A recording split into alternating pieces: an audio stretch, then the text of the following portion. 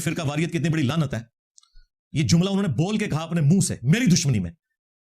وہ کہتے ہیں قرآن و سنت میں کہیں اللہ تعالیٰ نے نہیں فرمایا کہ قرآن اور حدیث کو فالو کرو جی، بلکہ یہ کہا صراط الذین انعمت علیہم کہ انعام یافتہ لوگوں کے راستے پہ چلنا ہے.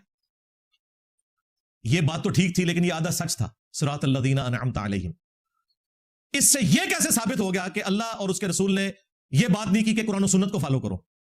ایک مسلمان کو زیب دیتی ہے یہ بات. لیکن یہ ہے، یہ مفتی اکمل کا بھی کلپ ہے کہ قرآن حدیث ڈائریکٹ نہ پڑھو گمراہ ہو جاؤ گے. ہاں اس کا بھی ایک کلپ ہے. ایک تو مفتی عبدالواحد قریشی کا بھی آپ نے سنا نا، اس کا بھی ہے کلپ. یہ سارے ایک ہی ہیں. تو یہاں پہ قرآن کو یاد کرنا آسان فرمایا ہے. بعض لوگ اس کا ترجمہ کرتے ہیں کہ ہم نے قرآن کو سمجھنے کے لیے آسان بنایا، تو بیچارے قرآن پاک کو سمجھنا شروع کر دیتے ہیں. ایسے ایسے نوجوان قرآن کو ہاتھ میں لے کر اور اس کی تشریحات اپنی طرف سے کرتے ہوئے نظر آئیں گے جن بیچاروں نے دین کی الف بھی نہیں پڑھی ہے. خود بھی گمراہ ہوتے ہیں، دوسروں کو بھی گمراہ کرتے ہیں. ایسا ہرگز نہیں کرنا چاہیے. قرآن سمجھنے کے لیے آسان نہیں ہے، یاد کرنے کے لیے آسان ہے. وہ کہتا ہے صراط الذین انعمت علیہم ہے. بھائی صراط الذین انعمت علیہم سے پہلے بھی کچھ تھا. اہدنا الصراط المستقیم. اے اللہ ہمیں صراط مستقیم، ہدایت کا جو راستہ ہے اس کی طرف ہماری رہنمائی فرما. صراط الذین انعمت علیہم، راستہ ان لوگوں کا جن پہ تیرا انعام ہوا. آپ کا تو راستہ ہی نہیں، آپ کے تو راستے ہیں. 4 مسلح آپ نے 400 سال تک خانہ کعبہ شریف میں ڈال کے رکھے ہیں. ہاں 1517 سے 1917 تک جھوٹا اجماع امت بھی کیا ہوا تھا. اب وہ دوبارہ مسلح واپس نہیں آئے گے، ورنہ انفیوں میں ہی 2 ہیں، انفیہ بریلویہ، انفیہ دیوبندیہ. تو اگر اہدنا الصراط المستقیم سے مراد تمہارے بزرگوں کے راستے ہیں، وہ تو کئی زیادہ ہیں.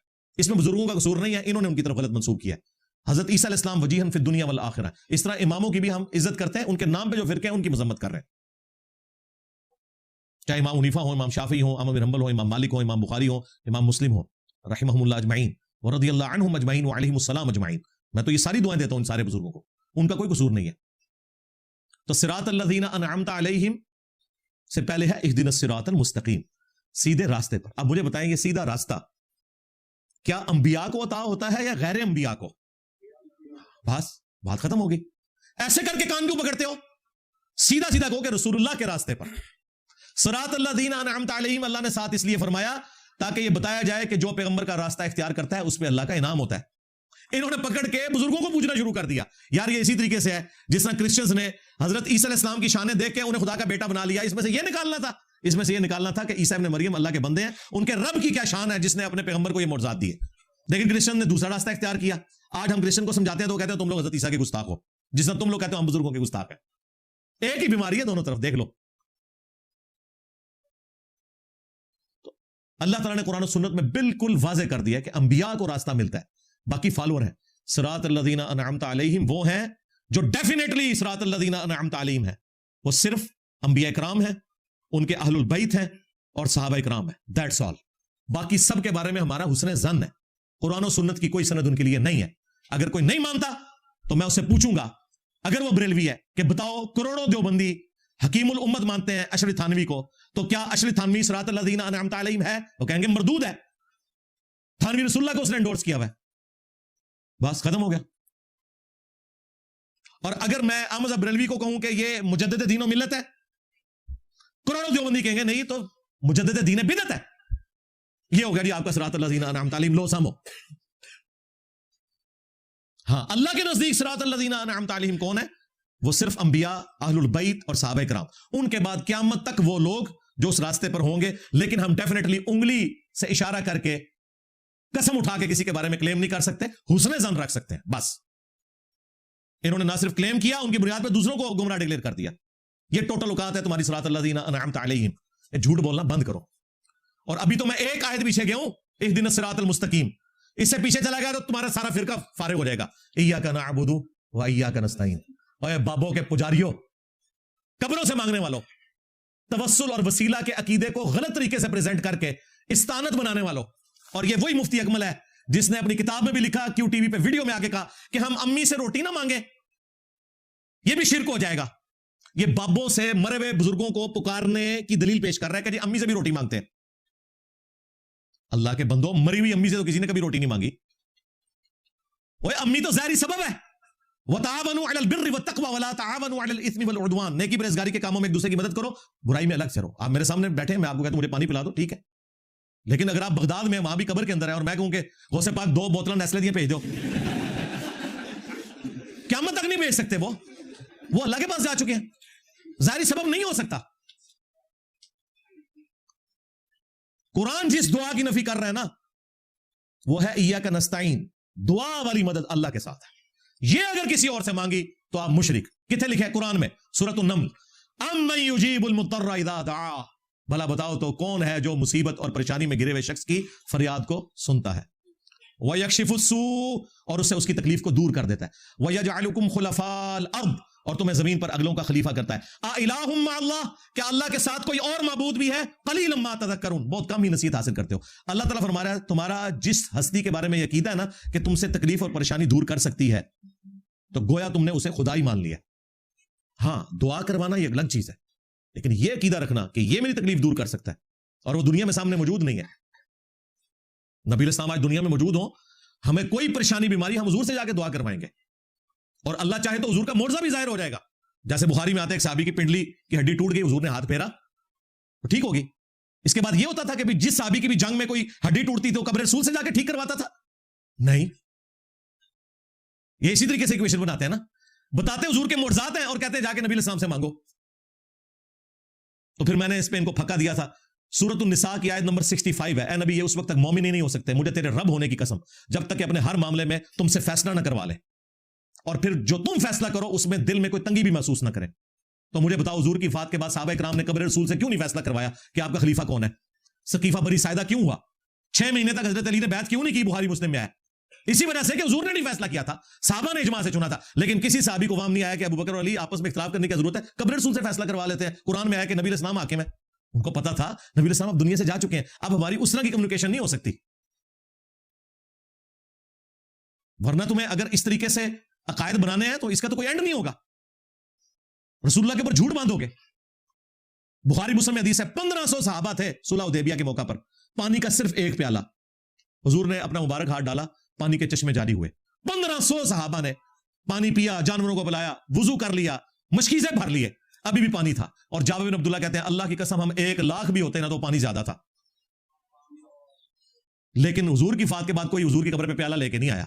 اس کے الٹ ضرور ملتا ہے بخاری میں کہ حضرت عمر کہتے ہیں انا کننا نتوسل الیک بنبینا، اے اللہ پہلے ہم تیرے نبی کے وسیلے سے تیری طرف متوجہ ہوتے تھے، ان کی دعا کی برکت سے تو بارش نازل فرماتا تھا.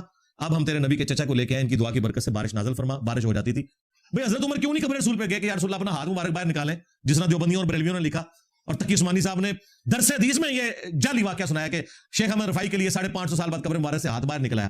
تو مورخین نے لکھا ہے کہ جو ہی یہ شعر پڑھے تو روضہ اقدس میں سے نبی کریم سرور تو عالم صلی اللہ علیہ وسلم کا دست مبارک ظاہر ہوا، اور ہزاروں انسانوں نے یہ نظارہ کیا کہ دست مبارک ظاہر ہوا.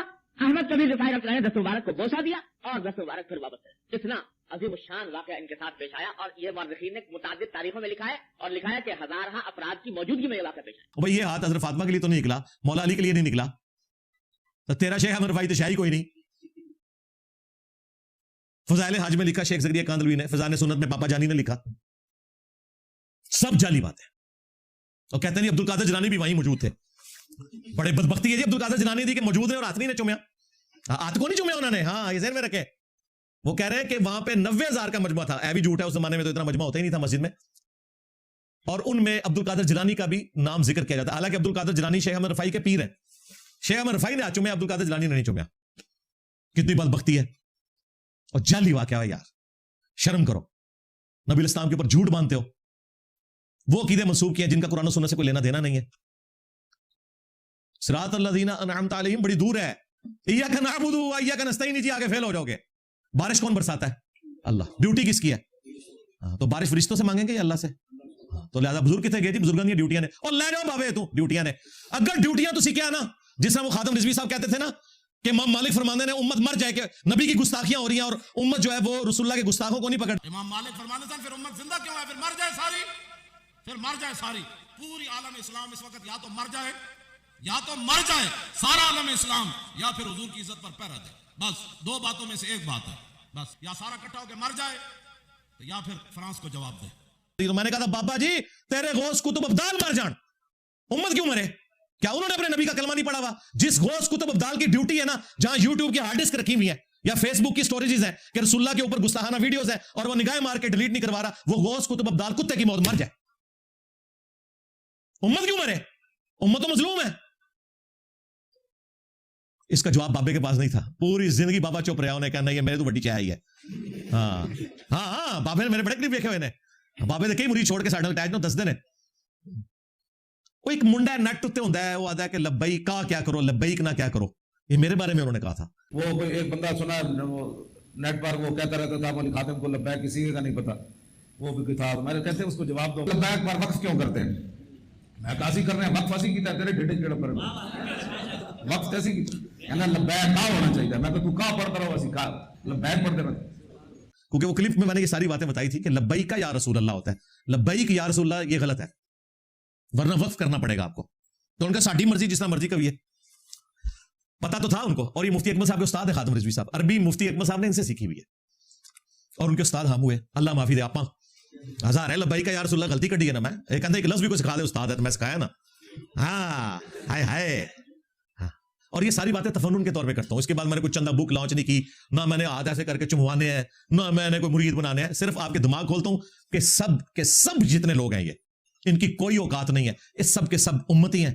इमाम उसको मानो जिसकी कब्र मदीने में सल्लल्लाहु अलैहि वसल्लम, बस मेरे नबी सा है कोई नहीं, तेरे बाबे थे शाही कोई नहीं, बाबे थे शाही कोई नहीं। क्या हाल है उन बाबियां दा? तो सिरात अल्लज़ीना अनअमत अलैहिम, रास्ता उन लोगों का, रास्ते नहीं रास्ता। अब नबी इस्लाम से पूछ लेते हैं कि ये इहदिना सिरातल मुस्तकीम क्या है? कादरिया, चिश्तिया, नक्शबंदिया, सुरवर्दिया, हनफिया, शाफिया, मालकिया, हम्बलिया। नबी इस्लाम बता के गए हैं। मुस्नद अहमद में हदीस है, अल मुस्तदरक लिल हाकिम में मौजूद है, मिशकात में भी है। नबी इस्लाम ने एक दफा जमीन पर एक सीधी लकीर खींची और उसके इर्द गिर्द टेढ़ी लकीरें खींची और फिर सीधी लकीर के ऊपर यूं उंगली रख के कुरान की आयत तिलावत की, सूरह अल-अनाम की आयत नंबर 153, व अन्न हादा सिराती मुस्तकीमा, और ये कि ये है मेरा रास्ता जो कि सीधा है। फत्तबिऊ, बस इसी की पैरवी करो। वला तत्तबिउ सुबुल, और इर्द गिर्द के टेढ़े रास्तों की पैरवी ना करना, वो तुम्हें अल्लाह के रास्ते से बहका देंगे। ये वो चीज है जिसकी अल्लाह तुम्हें वसीयत करता है। और फिर नबी इस्लाम ने फरमाया ये जो टेढ़े रास्ते हैं ना, इनमें हर रास्ते पे शैतान बैठा तुम्हें अपनी तरफ बुला रहा है, तुमने मेरे रास्ते पे रहना है, नबी इस्लाम के रास्ते के ऊपर। और मजे की बात बताऊं, इसका एक तरीक जो है ना वो सुनने में माजा में है, उसके सेहत में कलाम है, लेकिन वो बिल्कुल फिट इन बैठता है। उसमें है कि नबी इस्लाम ने 2 टेढ़ी लकीरें इस तरफ खींची और 2 इस तरफ, यानी वो 4 मुसल्ले जो काबे में थे, और कहा कि सेंटर वाला जो है ना ये सिरात मुस्तकीम है, ये शैतान के रास्ते हैं। इसमें उन बुजुर्गों का कसूर नहीं है, उनकी तरफ गलत मंसूब। आज हम क्रिश्चियनिटी को समझते हैं ना दुनिया में शिर्क के अलम बरदार हैं सबसे बड़े, हालांकि एक पैगंबर के मानने वाले हैं, लेकिन ईसा इब्न मरियम से हमारा कोई इख्तिलाफ नहीं। हमारा इख्तिलाफ क्रिश्चियनिटी से है। इधर भी इन बाबों से हमारा इख्तिलाफ है जो उन बुजुर्गान दीन या उन मुहद्दिसीन की तरफ गलत अकायद मंसूब किए हैं। उन मुहद्दिसीन को तो हम मानते हैं भाई, उनका तो हम इतना एहतराम करते हैं कि उनकी किताबें हमने सजाई हुई हैं। अब आपको पता है ये इमाम बुखारी, इनके शागिर्द हैं इमाम मुस्लिम, और इमाम बुखारी के उस्ताद हैं अहमद बिन हंबल, उनके उस्ताद हैं इमाम शाफी के उस्ताद हैं इमाम मालिक के उस्ताद हैं इमाम नाफे, और उनके उस्ताद हैं अब्दुल्लाह इब्न उमर, और उनके उस्ताद हैं रसूलुल्लाह सल्लल्लाहु अलैहि वसल्लम। अगर हम इन इमामों को ना मानते हो तो उनकी किताबें यहां रखें। तुमने इन इमामों के नाम के ऊपर धोखा दिया है उम्मत को। ये तो हमने बताया ना कि इमामों ने अकीदा क्या लिखा है। ये है नबी इस्लाम ने बताया कि सिरात मुस्तकीम क्या है, नबी इस्लाम का रास्ता वही है, सिरात अल्लज़ीना अनअमत अलैहिम। जो उस रास्ते पे चलेंगे उन पे इनाम होगा। वो तुम्हारे फिरकों के बुजुर्ग नहीं, जो भी चले, आज चले, पहले चले, या क़यामत तक कोई भी चलेगा। ये चीज नबी इस्लाम ने सिखाई है। और इनका ये गुरूर भी मैं तोड़ दूं, जो इनको बाबों का गुरूर है कि जी बाबों से पूछ के पहले चलना चाहिए। जामिया तिर्मिज़ी में हदीस है, शेख अलबानी ने सिलसिला हदीस सहिहा में लिया, और इमाम तिर्मिज़ी ने कुरान हकीम की जो आयत है सूरह तौबा की आयत नंबर 31 उसके कॉन्टेक्स्ट में से लिया। इत्तखदू अहबारहुम व रुहबानहुम अरबाबम मिन दूनिल्लाह। यहूद और नसारा ने अपने उलमा और सूफियों जोगियों को अपना रब मान लिया था अल्लाह के मुकाबले पर। ये आयत कुरान में मौजूद है। ये आयत तिलावत करते हुए हातिम ताई जो बहुत बड़े अरब के सखी थे, उनके बेटे अदी इब्न हातिम जो मुसलमान हो गए, उनके गले में सलीब लटकी हुई थी, वो हुजूर के पास आए, कहा या रसूलल्लाह कुरान में ये आयत मुझे बड़ी खटकती है, मैं खुद क्रिश्चियन रहा हूं, हमने तो अपने उलमा की कभी पूजा नहीं की थी, तो कुरान ने क्यों कहा कि यहूद और नसारा ने अपने उलमा को और अपने सूफियों को जोगियों को अपना रब मान लिया था। नबी अलैहिस्सलाम ने फरमाया कि बताओ कि तुम अपने उलमा और इन जोगियों के रुहबान के कहने पर शरीयत की हलाल करदा चीजों को हराम और हराम को हलाल नहीं मान लेते थे? उनका या रसूलल्लाह ऐसे ही था। फरमाया यही उनको रब बनाना है। यानी कि हुजूर कह रहे थे अदी इब्ने हातिम, तुमने कर लेना था गौर कि किताबों का खुदा और है और तुम्हारे बाबों का खुदा और।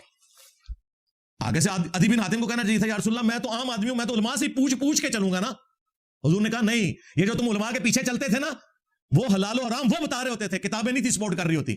तुम्हें चाहिए था तुम किताबें सुन्नत को फॉलो करते जो तुम्हारे पास मौजूद थी, तुम बुजुर्गों को फॉलो करते रहे। तो ये जो नारा है ना, मरने से पहले ऐ मुसलमान कर ले इस पे गौर, किताबों का खुदा और है, बाबों का खुदा और, ये नबी अलैहिस्सलाम ने सिखाया। गोया के इसमें यूं ही है, ऐ अदी इब्ने हातिम तुमने कर लेना था गौर कि किताबों का खुदा और है, बाबों का खुदा और, यानी कि तालीमात के पॉइंट ऑफ व्यू से खुदा तो सबका एक है। उन्होंने नहीं आगे से कहा या रसूलल्लाह मैं तो जाहिल था, मैं कैसे खुद इल्म हासिल करता। आपने फरमाया तुम अपने उलमा के कहने पर हलाल को हराम, हराम को हलाल नहीं ठहरा लेते थे। यानी उलमा को नहीं देखना, किताबों को देखना है।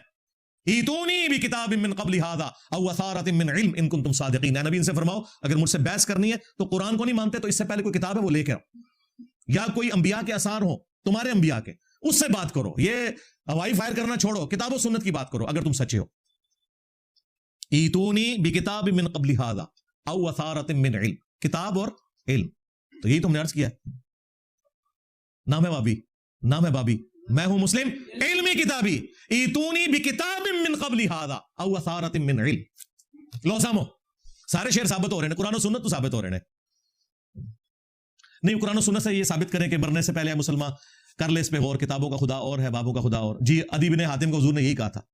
अच्छा बाबे शाही कोई नहीं होए तो बहुत लिखा है कुरान हदीस, पूरे कुरान हदीस दा खुलासा ही है बाबे शाही कोई नहीं, नबी के जैसा है ही कोई नहीं।